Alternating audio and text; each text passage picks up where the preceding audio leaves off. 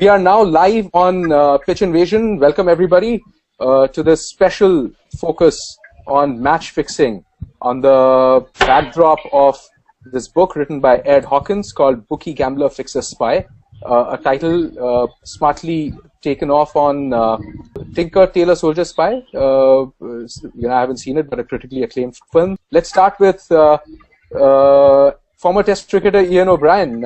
Iain, you read, did you happen to read some of the excerpts from Ed Hawkins' book, especially the one regarding the India-Pakistan World Cup semi-finals?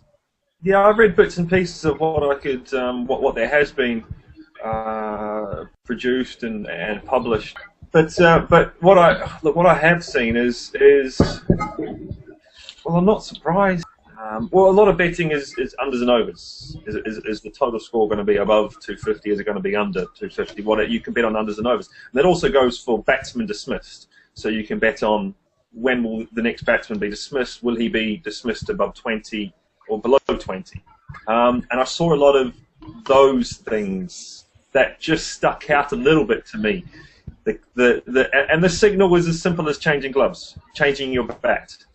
And that then informs someone in the know that there possibly will be an under bet coming up. As a batsman, change your gloves.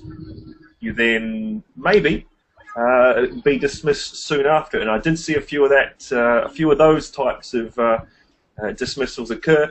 Coincidence maybe, but it happened too often for my non-naive mind now. For it to just be a coincidence. There looked to be a pattern. I'm kind of in the same boat as Iain right now in terms of being very skeptical of a lot of the games going on, especially the brackets. You can bet on brackets, as Iain was alluding to, and that sort of thing can be easily fixed these days. I do kind of think that it's been slightly overblown.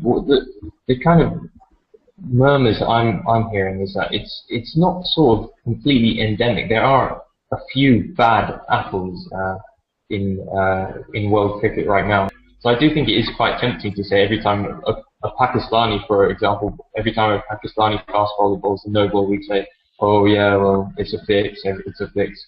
I don't say that everything is clean. I say that I go into every match with the assumption that it's clean, just like you would go to any human being with the assumption that he's not a murderer until it's proven otherwise. And until it's sort of solidly proven to me that it's not a clean match, I'll continue to believe that it is a clean match. Let me jump straight into your book, and the most controversial thing that you've mentioned there, that you feel that the India-Pakistan World Cup semi-finals was fixed. And you base it primarily on a prediction that you got on Twitter or text. And don't you think that it could just be a case of a few coincidences coming together? Well, I mean, it could have been a coincidence, and when I got it, that's what I thought. I thought this is just a lucky guess, but then I went away and I analysed statistically the chances it would have been that you can guess that. And it's about 405 to 1. So when I worked that out, I thought, well, this can't be a coincidence. This is something which is not right. I want to ask both Ed as well as Iain, which are the international teams that are most vulnerable to bookies or match fixers? Simple answer is the teams that aren't paid the most. A simple answer is the teams at the bottom of the pay scale. A simple answer is the teams that are involved in the most short format versions of the sport. So they seem to be the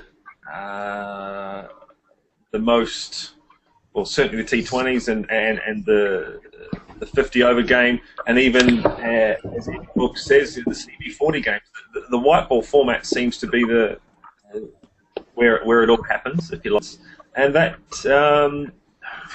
sadly, sort of does lead you to the subcontinent, where there are so many little triangular series that, unfortunately, does open itself up to opportunities. I would never write New Zealanders off as being not involved. I certainly would be.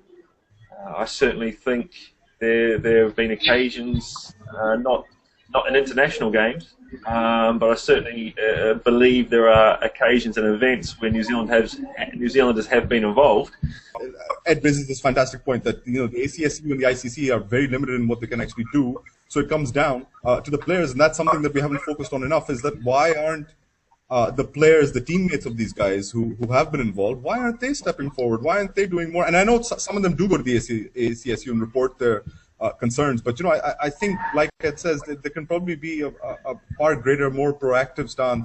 There's another issue here as well, is that it's not just the players that are necessarily up to mischief. It's part of the team selection. So if you report this, if you did go about reporting it, and look, I've never seen it as a part of any team that I've played in, but if you were to go and report it, that is probably the end of your career as a player.